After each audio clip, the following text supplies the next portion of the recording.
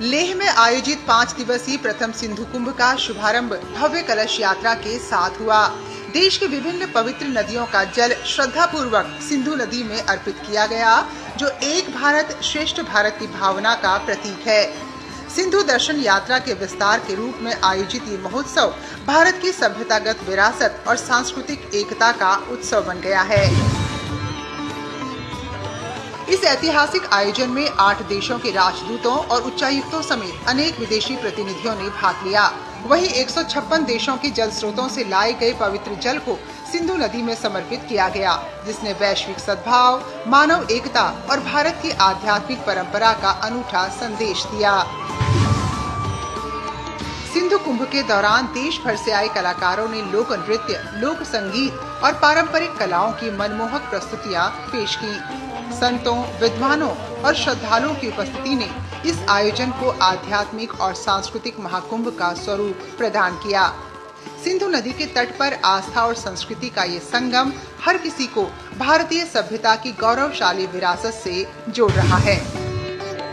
प्रथम सिंधु कुंभ केवल एक धार्मिक आयोजन नहीं, बल्कि भारत की सांस्कृतिक विरासत, राष्ट्रीय एकात्मता और विश्व बंधुत्व का जीवंत उत्सव है।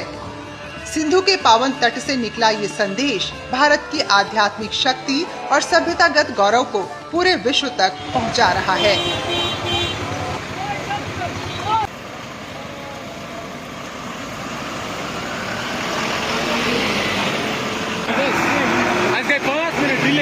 अगर इस 5 मिनट ब्रो आए ना समासान बसन खसान साले मसान एक वाटे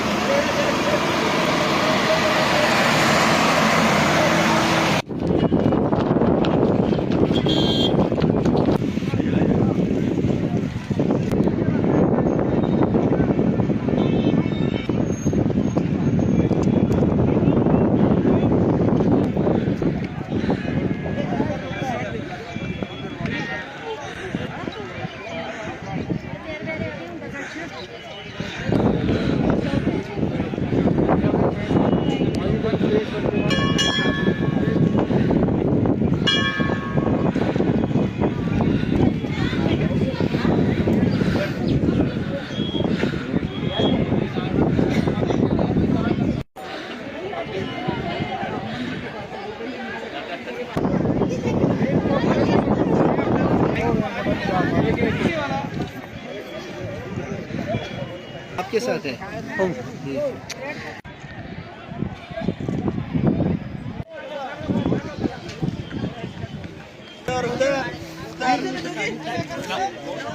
फोटो तुल मीडिया वाला तू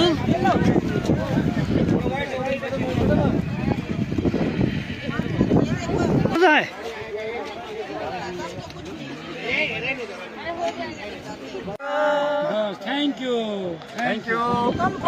हर हर महादेव, हर हर महादेव, हर हर महादेव, हर हर महादेव।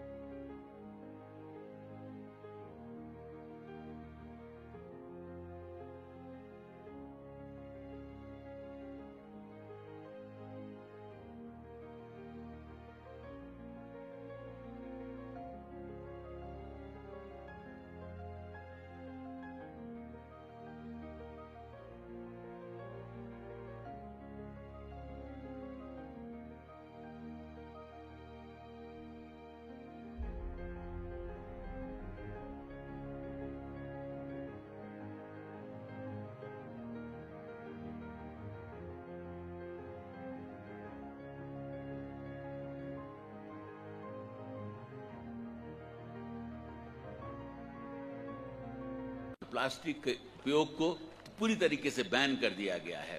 और आपने देखा होगा देश की बहुत सारी नदियों में आज प्लास्टिक की वजह से इतना पोल्यूशन हो गया है कि उनको अभी संभालना मुश्किल हो गया है।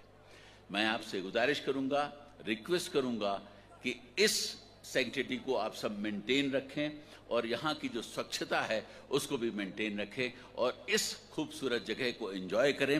यहाँ पर एंजॉय करने के लिए बहुत जगह हैं और हर वर्ष हम सभी को प्रणाम और सिंधु मां को प्रणाम। मैं उस समुदाय से आता हूं जिनको सिंधी कहते हैं और ये हमारी मां है, इसलिए हम अपनी मां के पास लौट कर आए हैं। लेकिन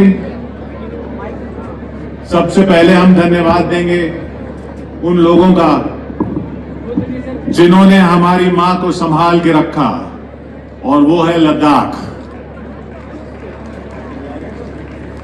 ये जननी है सभी सभ्यताओं की, इसी से सारी सभ्यताएं निकली हैं, इसी से सब निकले हैं।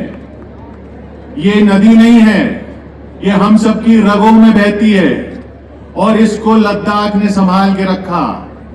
कहते हैं मां के लिए सब पुत्र बराबर होते हैं, लेकिन जिस पुत्र को सबसे पहले पोषण करती है वो सबसे बड़ा बेटा होता है।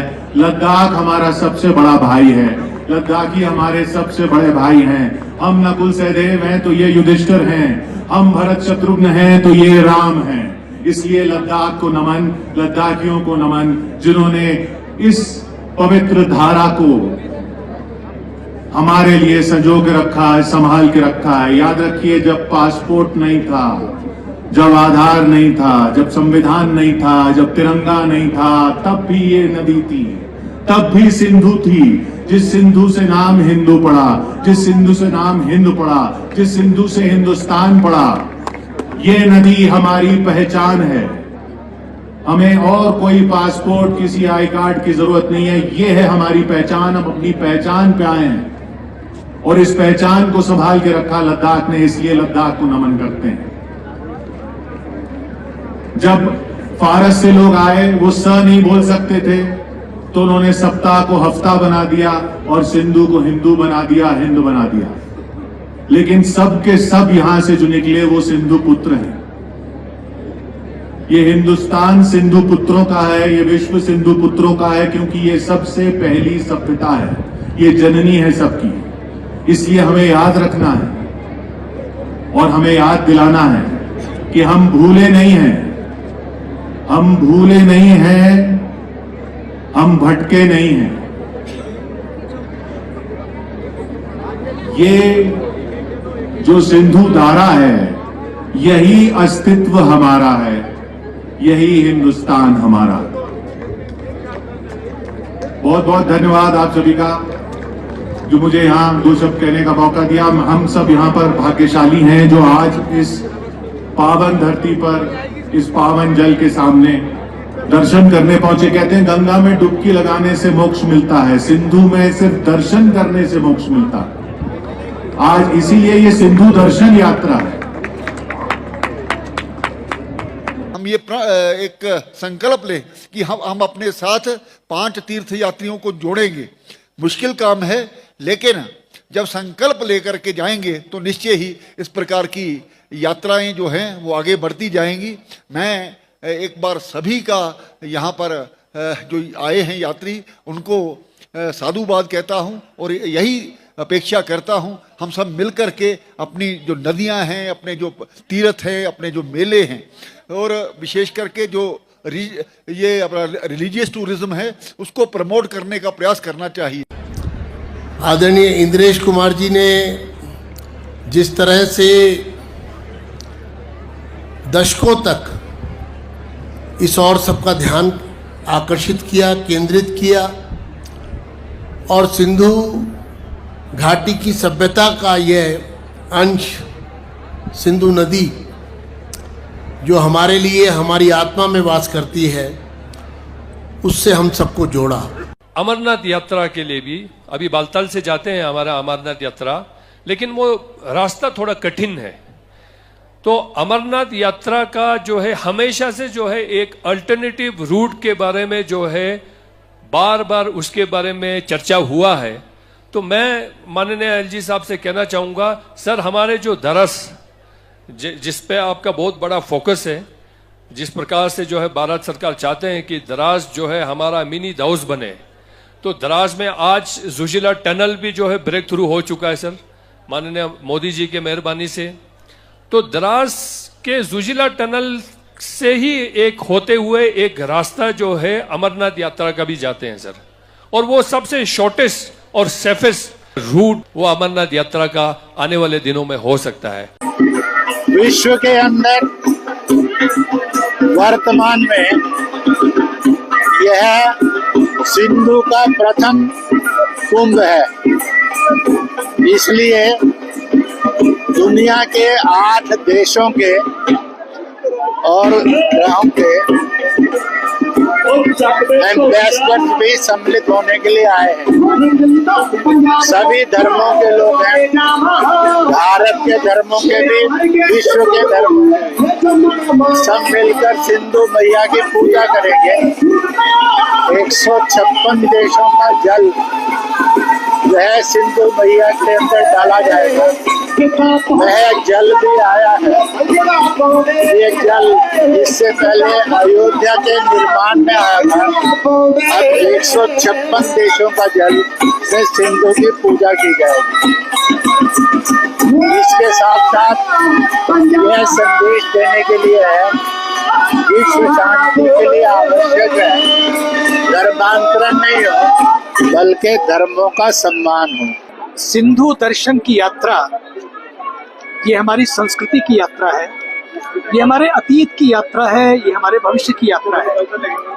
जहाँ तक मैं समझता हूँ, सिंधु सभ्यता इतनी पुरानी सभ्यता है, सिंधु संस्कृति इतनी पुरानी संस्कृति है, जहाँ से शहर कैसे बसे, दुनिया ने शहर बसाना सीखा तो यहाँ से सीखा। हड़प्पा हो, मोहनजोदड़ो हो, यहाँ की जो संस्कृति है वो सचमुच अद्भुत है। उस समय सिंधु नदी पर पूजा अर्चना झूलेलाल जी की पूजा अर्चना की थी। उस समय लकड़ी के पाटे लगा करके पूजा अर्चना की थी। और आज जिस प्रकार का विकास देख रहा हूँ, तो अच्छा है कि लोगों की सिंधु नदी के प्रति जो श्रद्धा बढ़ी है। वास्तव में ये प्रथम सिंधु कुंभ लगातार माननीय तेजी के परिणाम से प्रगति भी कर रहा है और आने वाले यात्रियों की संख्या भी दिनों दिन बढ़ रही है। ये भारतीयता को एक सूत्र में जोड़ने का प्रयास है, उसे निरंतर बढ़ोतरी होती वाली है। और आज लगभग 20-22 प्रदेशों के लोग आए हुए आकर के बहुत सुखद अनुभूति हो रही है, प्रेरणा जग रही है। वास्तव में भारत हमारा है और सारे भारत के लोग एक मुख्य होकर के अलग अलग बातों से सांस्कृतिक कार्यक्रम भी हुए और सब एक प्रकार का सिंधु नदी में स्नान करके अनुभव कर रहा हूँ। और यहाँ जो अपने आर्थिक के लिए बहुत सुंदर, मैं चाहता हूँ दिनों दिन ये कार्यक्रम बनता रहे और देशवासी साल में एक बार जरूर आकर सिंधु नदी की पूजा अर्चना करें। देखिए, भारतीयता का समावेश और एक भारत अखंड भारत की हम जब कल्पना करते हैं तो सिंधु दर्शन यात्रा का जो स्वरूप है ये बहुत बड़ा उसमें रोल निभाता है। और मुझे लगता है कि पिछले 30 वर्षों से सिंधु दर्शन यात्रा समिति का एक बेहतरीन प्रयास कि लद्दाख से पूरा भारत और पूरे भारत से लद्दाख का जुड़ना। और आप देख सकते हैं कि 30वें एपिसोड पे 30वीं हमारी यात्रा जो है प्रथम सिंधु कुंभ के तौर पर, और एक बेहतरीन दृश्य दिख रहा है कि कश्मीर से लेके कन्याकुमारी तक कोई राज्य कोई यूटी ऐसी नहीं है जहां से कम भी 5 यात्री क्यों ना आए हो। और यहाँ पर जिस तरीके से एक बेहतरीन गुलदस्ता हमारे सिंधु घाट पे बना है, ये 2 दिन ही नहीं है, ये सिंधु घाट अभी सदैव के लिए एक तीर्थ स्थान की तरह, जैसे हम हर की पौड़ी की बात करते हैं, हरिद्वार घाट की बात करते हैं, हम गंगा घाट की बात करते हैं, वैसे ही सिंधु घाट जो है अब नेशनल प्लेटफॉर्म पे भी जरूर आएगा। और मैं ऐसा मानता हूँ कि सिंधु यात्रा के माध्यम से जो एक भारतीयता का प्रतीक बन के उभर के सामने हमने ये गुलदस्ता दिया है, ये सराहनीय कार्य है। और ये आने वाले दिनों के लिए, हमारी आने वाली जनरेशन्स के लिए, ना सिर्फ लद्दाख के बच्चों के लिए बल्कि पूरे देश के बच्चों के लिए एक प्रेरणा के दायक स्थान जो है वो सिंधु घाट बनेगा। सिंधु दर्शन यात्रा समिति का एक जिम्मेदार सदस्य होने के नाते और सिंधु दर्शन यात्रा समिति का महामंत्री होने के नाते मेरे को एक विशेष जिम्मेदारी सिंधु दर्शन यात्रा का 30वां जो प्रथम सिंधु कुंभ के नाते हम मना रहे हैं, उसकी मेरे को इसके आयोजन की जिम्मेदारी माननीय इंद्रेश जी ने दी। 30 वर्ष हो गए, लेकिन बहुत धीरे धीरे चलते चलते हम इस मुकाम तक पहुंचे कि आज पूरे देश के लगभग 25 राज्यों से आज हमारे इस आयोजन में, प्रथम सिंधु कुंभ में उपस्थित हुए। ये वो संख्या है जो प्रॉपरली हमारे पास जहां से रजिस्टर्ड हुए, और इसके बाद जिनको हम अपने साथ नहीं आ पाए उनकी भी संख्या बहुत लंबी और बड़ी है। इसमें लगभग 3200 यात्रियों को हमने रजिस्टर्ड किया। सब अलग अलग राज्यों से लोग आए, और विशेष बात ये रही कि अलग अलग राज्यों के साथ साथ 10 देशों के एम्बेसडर्स, राजदूत, वो भी हमारे इस आयोजन में आए और पूरी तरह हर कार्यक्रम में उन्होंने भाग लिया। बहुत अच्छा रहा कि हमारे इस आयोजन में यहाँ के लेफ्टिनेंट गवर्नर श्री सक्सेना जी वो भी पधारे। उनके साथ साथ यहाँ का सारा एडमिनिस्ट्रेशन और अपने आर्मी, पैरामिलिट्री, उनके भी हमारे जो पदाधिकारी थे वो इस सारे आयोजन में हमारे साथ आए। उसके साथ साथ पूरे एडमिनिस्ट्रेशन के साथ साथ राजस्थान के राजस्थान विधानसभा के अध्यक्ष श्री वासुदेव देवनानी, दिल्ली विधानसभा के अध्यक्ष श्री विजेंद्र गुप्ता, उसके साथ दिल्ली के अनेकों एमएलए, स्वामी यतीन्द्रानंद जी,